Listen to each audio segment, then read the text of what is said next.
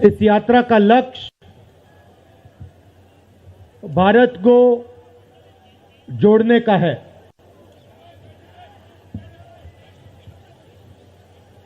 जब हमने ये शुरू किया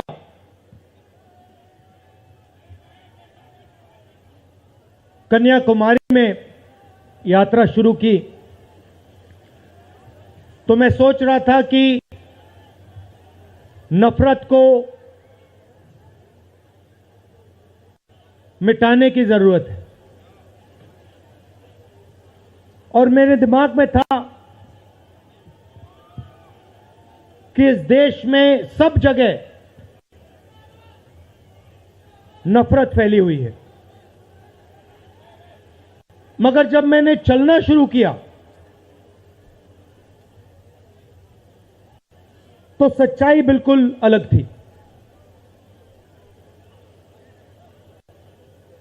मैंने मीडिया के बारे में कहा, शुरुआत में कहा कि हमारे दोस्त हैं,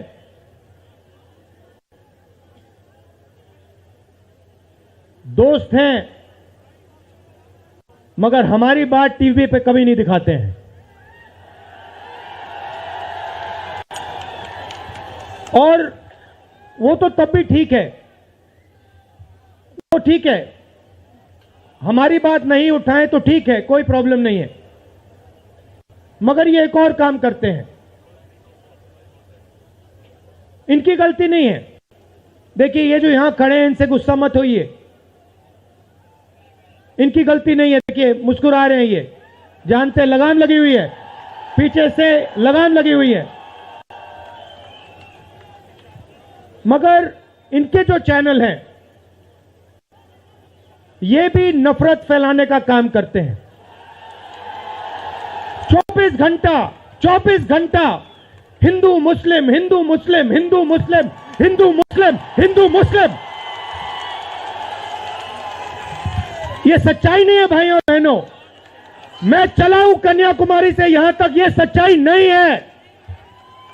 ये मीडिया में चलाया जाता है, फैलाया जाता है। ये देश एक है।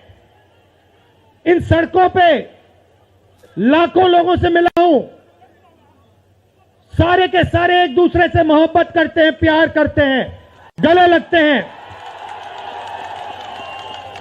तो सवाल उठता है, क्योंकि ये नहीं कर रहे हैं, इनके पीछे जो शक्ति है, इनके पीछे जो शक्ति है वो कर रही है। तो सवाल उठता है, ये क्यों हो रहा है?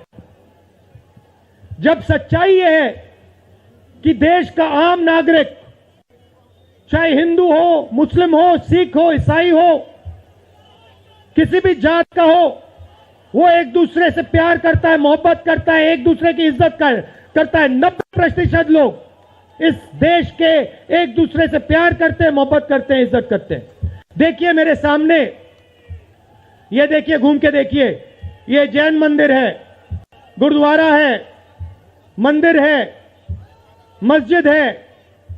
ये है हिंदुस्तान। ये सच्चाई है हिंदुस्तान की, और ये नई बात नहीं है, ये हजारों साल से इस देश की सच्चाई है। प्यार से ये देश मिलकर एक साथ रहा है। तो सवाल उठता है, ये जो मीडिया के लोग हैं, ये नहीं, जो इनके पीछे हैं, ये नफरत क्यों फैलाना चाहते हैं? आपने कभी पूछा अपने आप से कि मीडिया 24 घंटा कभी मोहब्बत की बात नहीं करेंगे? कभी आपने देखी है? कभी टीवी पे देखा कि देखो एक हिंदुस्तानी दूसरे हिंदुस्तानी से गले लग गया? कभी देखा? नहीं, कभी नहीं दिखेगा। सही बात है ना? सही बात,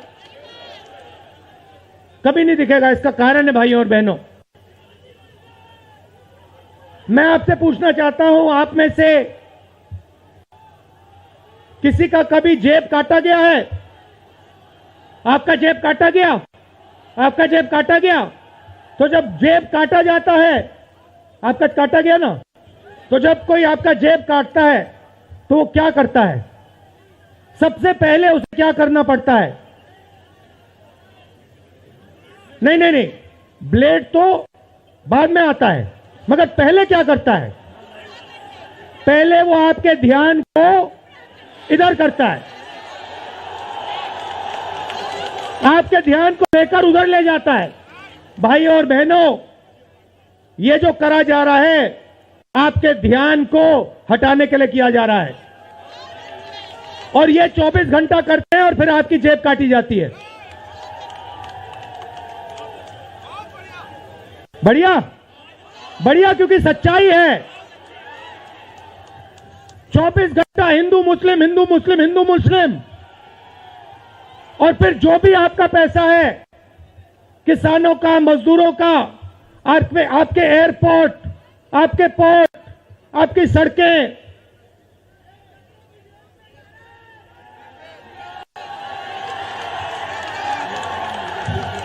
सीधा किसके जेब में? इनके मालिक के जेब में। इनको कौन चलाते हैं? नाम बताओ। देखो, सब जानते हैं, पूरा हिंदुस्तान जानता है। भाई और बहनों, ये नरेंद्र मोदी जी की सरकार नहीं है, ये अंबानी अदानी की सरकार है।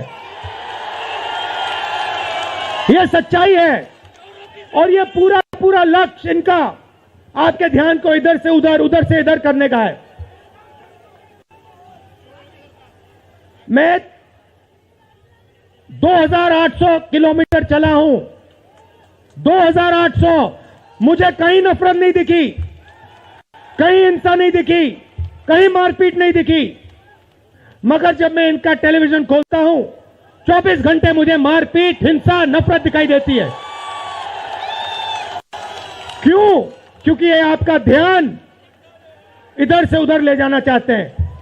जो सच्चे मुद्दे हैं उस पे आपका ध्यान गलती से ना चला जाए। जैसे जब कोई आपकी जेब काटता है, वो चाहता है कि आपका ध्यान आपके जेब पे गलती से भी ना चला जाए। ये हो रहा है इस देश में। तो आपका ध्यान कहां जाना चाहिए? मैं आपको बताता हूं। सबसे पहले आपका ध्यान जो हिंदुस्तान के युवा हैं उनकी ओर जाना चाहिए। आप किसी भी युवा से पूछ लीजिए, वो आपको बताएगा, मैंने इंजीनियरिंग की, मैं डॉक्टर बनने के लिए पढ़ा, मैंने आईएएस के लिए तैयारी की, मैं जज बनने की कोशिश कर रहा था। पूछो क्या किया? पढ़ाई की, कितने साल की? स्कूल, कॉलेज, यूनिवर्सिटी सब पढ़ लिए, और फिर क्या हुआ? आज क्या करते हो? मजदूरी करता हूं, पकौड़े बनाता हूं।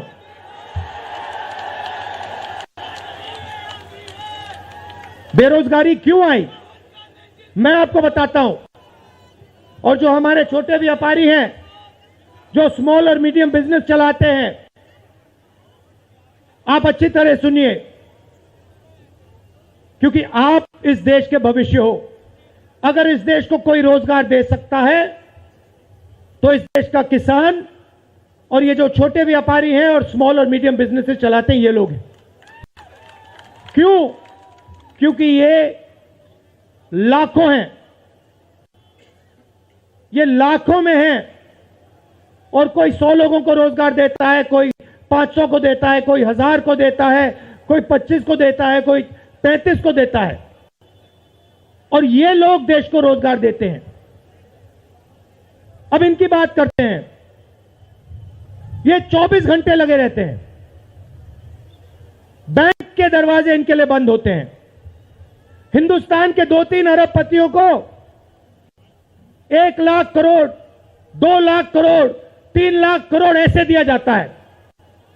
ये बैंक के सामने जाते हैं, इनको धकेल के निकाल दिया जाता है। राइट? अब क्या? ठीक है, बैंक का पैसा नहीं दिया तब भी मान ली बात, तब भी मान ली बात, मगर फिर क्या किया? फिर प्रधानमंत्री ने नोटबंदी की और प्रधानमंत्री ने गलत जीएसटी लागू की। भाई और बहनों, ये पॉलिसी नहीं है, ये हथियार है। छोटे व्यापारियों को, स्मॉल और मीडियम बिजनेस वालों को और किसानों को मारने के हथियार हैं ये। और जब इन्होंने ये काम किया तो देश के जो युवा हैं उनको रोजगार नहीं मिल सकता, सवाल नहीं उठता, क्योंकि जो रोजगार देने वाले हैं उनकी रीढ़ की हड्डी आपने तोड़ दी। किसके लिए तोड़ी? किसके लिए तोड़ी? इनके जो मालिक हैं उनके लिए तोड़ी। गेम को समझो। अब देखिए, अब आगे चलते हैं। युवाओं की बात की, स्मॉल और मीडियम बिजनेस वालों की बात की, दुकानदारों की बात की। अब सड़कों पे मुझे हजारों किसान मिले हैं। एक सेकंड में पहचान लेता हूं, जैसे ही हाथ मिलाता हूं समझ आ जाता है ये मजदूर है या ये किसान है। हाथ से पता लग जाता है, छिले हुए हाथ होते हैं। अच्छा, एक और सवाल है जो मैं सोच रहा हूं।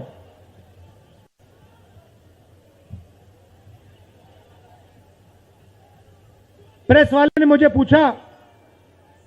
ने मुझे पूछा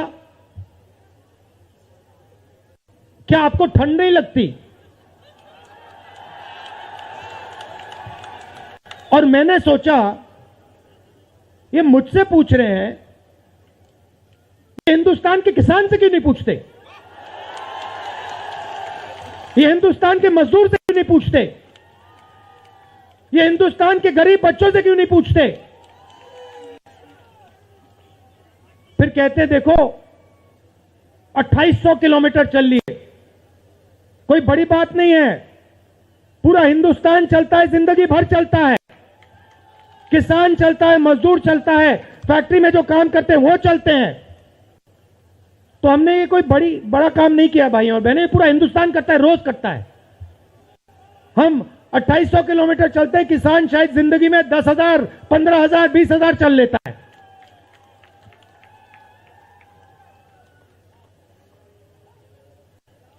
तो मैं चाहता हूं कि ध्यान सही जगह जाए। अब बीजेपी ने धर्म की बात उठाई है, हिंदू धर्म की बात करते हैं।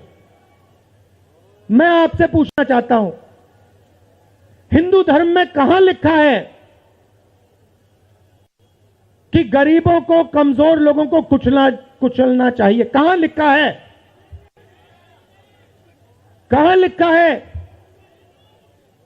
कि कमजोर लोगों को मारना चाहिए? कहां लिखा, मुझे बताओ। मैंने तो कहीं नहीं पढ़ा। मैंने गीता पढ़ी है, उपनिषद पढ़े हैं, कहीं नहीं पढ़ा मैंने।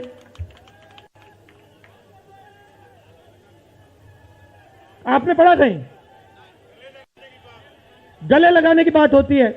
अच्छा ठीक है, देखिए अब ये लोग देश में डर फैला रहे हैं। नफरत नहीं दिखी मगर डर दिखा। किसके दिल में डर? किसान के दिल में, युवाओं के दिल में, छोटे दुकानदारों के दिल में, स्मॉल और मीडियम बिजनेस जो चलाते हैं उनके दिल में, माताओं बहनों के दिल में।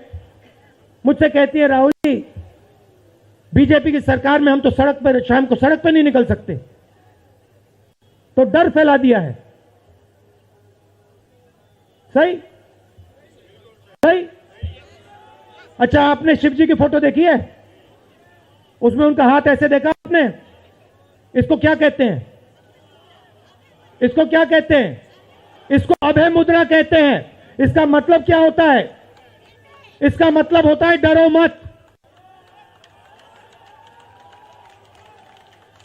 तो शिव जी कहते हैं डरो मत, हिंदू धर्म कहता है डरो मत, और ये लोग 24 घंटा इस देश में डर फैलाने की कोशिश करते हैं। अच्छा, एक और मजे की बात बताता हूं आपको। मैं सोच रहा था, आपने ये यात्रा देखी होगी, इसमें आपको हिंसा दिखी? कहीं नहीं दिखी। किसी ने किसी को मारा? किसी ने गाली दी? नहीं। आपने इसमें नफरत देखी? बिल्कुल नहीं। इसमें किसी ने यह पूछा भैया तुम्हारा धर्म क्या है? किसी ने कहा भाई तुम हिंदू हो, मुसलमान हो, सिख हो, ईसाई हो, क्या हो? नहीं। किसी ने यह पूछा तुम स्त्री हो या पुरुष हो? किसी ने यह पूछा तुम्हारी क्या जात है? बिल्कुल नहीं। कपड़े भी नहीं पूछे, कपड़े भी नहीं पूछे। अच्छा, इसमें आपने देखा होगा, पता नहीं आपने देखा या नहीं, इसमें कुत्ते भी आए। कुत्ते भी आए इसमें, कुत्ते आए। और आपने एक, अगर आप टीवी देख रहे होते आपने एक चीज देखी होगी, कुत्ते को किसी ने नहीं मारा, किसी ने नहीं मारा। इसमें गाय भी आई, भैंस भी आए, सुअर भी आए, मैंने देखा। वो तो सब जानवर आए, सब लोग आए, और यहां पे कोई नफरत नहीं थी। जैसा हमारा हिंदुस्तान है वैसे ही ये यात्रा है। कोई नफरत नहीं, कोई हिंसा नहीं, कोई गलत सवाल नहीं। कभी कभी कोई गिर जाता, जैसे हमारे हरियाणा के पीसीसी गिरे, धड़ाम से गिरे, केरला के सब नेता गिर गए। 1 सेकंड में लोग उनको उठा लेते थे, 1 सेकंड में, टाइम नहीं लगता था। यह है हिंदुस्तान। नहीं, देखिए, मैं आपको एक बात बताता हूं, सच्चाई समझनी होगी।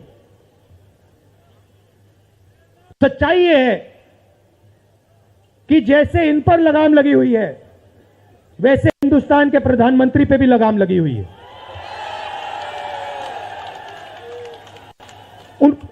उनकी गलती नहीं है, वो संभाल नहीं पा रहे हैं, कंट्रोल नहीं कर पा रहे हैं, उनको कंट्रोल कर दिया है।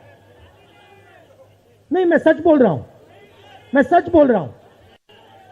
क्योंकि आप देखिए, एयरपोर्ट भी उनके, पोर्ट भी उनके, एग्रीकल्चर के स्टोरेज डिपो भी उनके,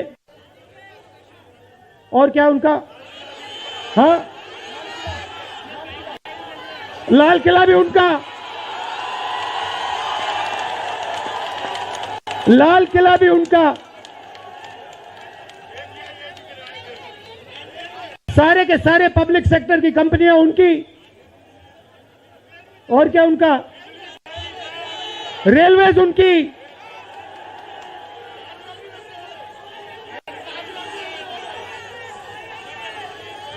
अभी भाइयों और बहनों ताजमहल भी चला जाएगा, तो सब कुछ उनका।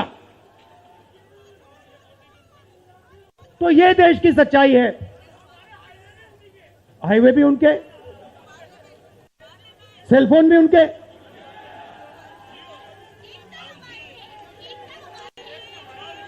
मगर सच्चाई हमारी। आप देखिए, मैं आपको बताता हूं, आपको मैं बताता हूं, अपनी कहानी बताता हूं। जब मैं राजनीति में आया, 2004 में आया, हमारी सरकार थी, चुनाव जीते थे, और ये प्रेस वाले 24 घंटा मेरी प्रशंसा करते थे। 24 घंटा, 24 घंटा राहुल गांधी, राहुल गांधी, राहुल गांधी, राहुल गांधी। फिर मैंने क्या किया, मैं चला गया भट्टा परसोल। नहीं, सुनो, आपको समझना है ये है क्या।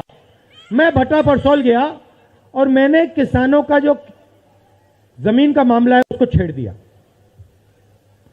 और भाई और बहनों, जैसे ही मैंने किसानों का जमीन का मामला छेड़ा, वैसे ही ये मेरे पीछे पड़ गए। उसके बाद जमीन अधिग्रहण बिल, भट्टा परसोल के बाद जमीन अधिग्रहण बिल लाया, कांग्रेस की सरकार लाई। उसके बाद तो पूरा फुल टाइम 24 घंटा मेरे पीछे पड़ गए। प्रधानमंत्री जी ने, बीजेपी ने, मैं आपको सच्चाई के बारे में बताना चाह रहा हूं, प्रधानमंत्री ने, बीजेपी ने हजारों करोड़ रुपए लगा दिए मेरी छवि को खराब करने में, हजारों करोड़ रुपए। और आपने देखा होगा मैंने एक शब्द नहीं बोला, बिल्कुल चुप, बिल्कुल चुप, मैंने एक शब्द नहीं बोला। मैंने ये नहीं बोला भैया ये गलत बोल रहे हैं, ये ठीक नहीं है ना, मैं बिल्कुल चुप, चुप, क्योंकि मैंने कहा चलो देखता हूं कितना दम है, और लगाया। पूरी की पूरी मीडिया लग गई, व्हाट्सएप पे लगाया, फेसबुक पे लगाया, सब जगह 24 घंटा राहुल गांधी के बारे में। कुछ नहीं बोला मैंने, पूरे देश में फैला दिया। और फिर एक महीने मैंने आपको सच्चाई दिखा दी और पूरा पूरा खत्म। देखो सच्चाई कैसे काम करती है। सच्चाई को छुपाया नहीं जा सकता है, कहीं ना कहीं से सच्चाई बाहर आ जाती है। और ये यात्रा हिंदुस्तान को जोड़ने की है। क्यों? क्योंकि इस नफरत से, इस डर से हमारे प्यारे देश को नुकसान हो रहा है।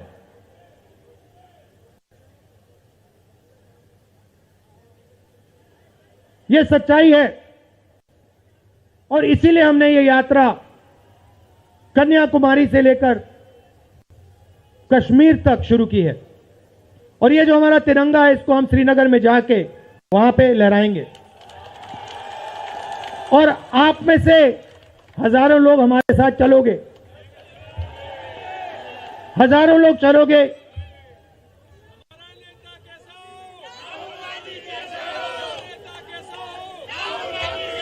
तो भाई और बहनों देखिए, सच्चा मुकाबला दुनिया में, सच्चा मुकाबला चाइना और हिंदुस्तान के बीच में है। ठीक है, चाइना ने 2000 स्क्वायर किलोमीटर हमारी जमीन ले ली है। प्रधानमंत्री जी कहते हैं कि हमारे बॉर्डर के अंदर कोई नहीं आया। तो भैया प्रधानमंत्री जी अगर कोई नहीं आया तो हमारी सेना उनकी सेना के साथ 21 बार क्यों बात कर रही है? और हमारे जो सेना के लोग हैं, हमारे डिफेंस फोर्सेस के लोग हैं, वो क्यों कह रहे हैं कि चाइना ने हमारी जमीन ले ली है? मगर देखिए, कंपटीशन आर्थिक है, मुकाबला आर्थिक है। ये आपके जो सेलफोन है, ये आपके जो शर्ट है, जूते हैं, इसके पीछे आप देखिए, प्रेस वालों के जो कैमरा हैं इसके पीछे देखिए, उसके पीछे आपको लिखा दिखेगा मेड इन चाइना।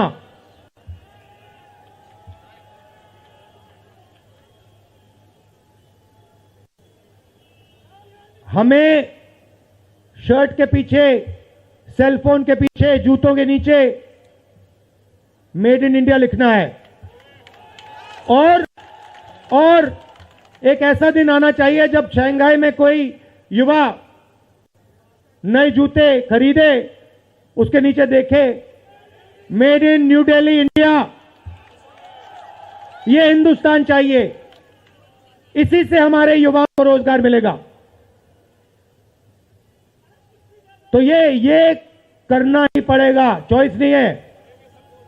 और ये हम करके दिखा देंगे। ये देश कर सकता है, करके दिखा सकता है।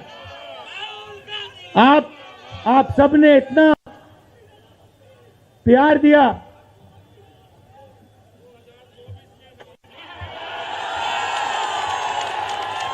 आपने इतना प्यार दिया। मैंने भाषण में राजस्थान में कहा था, आपके नफरत के बाजार में हम मोहब्बत की दुकान खोलेंगे। आपने लाखों दुकानें खोल दी हैं। आप सबका दिल से बहुत बहुत धन्यवाद। नमस्कार, जय हिंद।